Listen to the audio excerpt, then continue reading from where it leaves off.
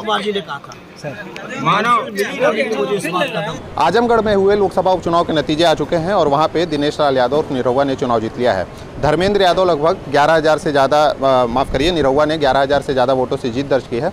और कहीं ना कहीं जब धर्मेंद्र यादव से इस पे पूछा गया कि हार का कारण क्या है, तो उन्होंने इसका कारण बताया कि भाजपा और बसपा का जो गठबंधन हुआ है प्रत्यक्ष रूप से, वो कहीं ना कहीं कारण रहा हार का। उन्होंने ये भी कहा कि आजमगढ़ की जनता हमारा एक परिवार है और कहीं ना कहीं जो 25 साल का हमारा लगाव है आजमगढ़ का, वो कभी ख़त्म ना हुआ था और ना होगा। और वो कह रहे थे कि आगे भविष्य में जो भी राष्ट्रीय अध्यक्ष यानी अखिलेश यादव तय करेंगे, वो भविष्य में वहाँ से चुनाव लड़ेंगे।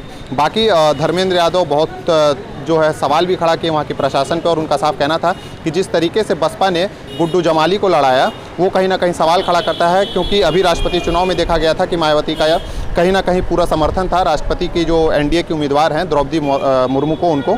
और इसीलिए धर्मेंद्र यादव कह रहे थे कि जिस तरीके से बसपा ने भाजपा का समर्थन दिया, वो जनता ने कहीं ना कहीं देखा और कहीं ना कहीं इसी का फायदा जो है दिनेश लाल यादव और निरहुआ को मिला और इसीलिए वो आजमगढ़ से चुनाव जीत गए। अफसोस जाहिर करते हुए पार्टी से क्षमा मांगता हूँ। भैया फोन जरा नीचे कर लो यार, फोन जरा नीचे करो मेरे भाई। भाई हम लोग कहाँ जाए बताइए। सवाल है इस मौके पर जितने भी समाजवादी पार्टी के हमारे साथी रहे, हमारे सहयोगी दलों के आदरणीय ओम प्रकाश राजभर जी से तमाम सहयोगी दल के सब साथियों का जो इस चुनाव अभियान में शामिल हुए, किसी रूप में, कुछ लोग प्रत्यक्ष तौर पर आए, किसी ने अप्रत्यक्ष मदद की, सब साथियों को अपनी ओर से और पार्टी की ओर से आभार करता हूँ, धन्यवाद देता हूँ। और मैं आजमगढ़ के लोगों का बहुत धन्यवाद देता हूँ। मात्र हमने 12-14 दिन का चुनाव लड़ा और ऐतिहासिक समर्थन हासिल किया आजमगढ़ के लोगों।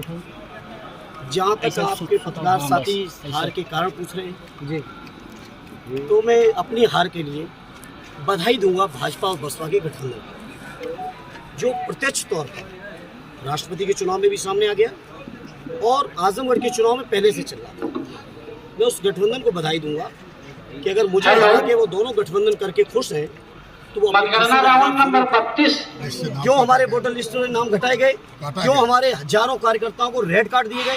मैं चाहता हूँ मीडिया के लोग लोकतंत्र को मजबूत रखेंगे। हार जीत कोई बात नहीं, हार हुई हम स्वीकार कर रहे हैं, हम स्वीकार कर रहे हैं, लेकिन मीडिया के लोग आपसे कहूँगा चौथे स्तंभ के तौर पे आपको भी अपनी जिम्मेदारी के सच्चाई से निर्वहन करना पड़ेगा। हार एक स्टेज आएगी, हार का केवल दो, क्या हार का दो सत्य था आपके हिसाब से हार का क्या? अरे मुझे कोई शौक थोड़ी आप लोगों से मैं यहाँ पे इंटरव्यू देने के बाद यहाँ अंदर घुस रहा था, जो व्यवहार हुआ वो आप सबने देखा, आपके कैमरों में कैद है, उससे पूरा देश ने देखा है, कोई छुपी हुई चीज नहीं है।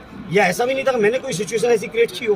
हार के दो कारण केवल आप मानते हैं, गुड्डू जमाली बीएसपी और बीजेपी, और दूसरा प्रशासन। गुड्डू जमाली तो एक मोहरा है। गुड्डू जमाली के बारे में मैंने पूरे चुनाव अभियान में कुछ नहीं कहा, क्योंकि मोहरा है। इनके बड़े खिलाड़ी लोग हैं जो राष्ट्रपति चुनाव में फैसला लिए हैं अभी 2 दिन पहले, और भी कई मौकों पे फैसला लिए हैं, 4 बार मुख्यमंत्री भी बने हैं। ये भी कहे कि सपा को हराने के लिए भाजपा को जिताना पड़े तो जिता दो। हाँ, हम लोग इतना बात का मैं कह सकता हूँ कि हम लोग उससे शायद अपने माइनॉरिटी के भाइयों को समझाने में असफल हुए, प्रयास बहुत किया, असफल हुए। लेकिन मैं आज उम्मीद करता हूँ इस परिणाम के बाद शायद हमारे माइनॉरिटी के साथियों के, भाइयों की, बहनों की ज़रूर आँख खुलेगी कि आखिर ये बहुजन समाज पार्टी जिन उम्मीदवार के साथ जिस तरह से चुनाव लड़ रही थी, उसका रीजन क्या था। कम से कम आज आँखें खुल जाए। 24 में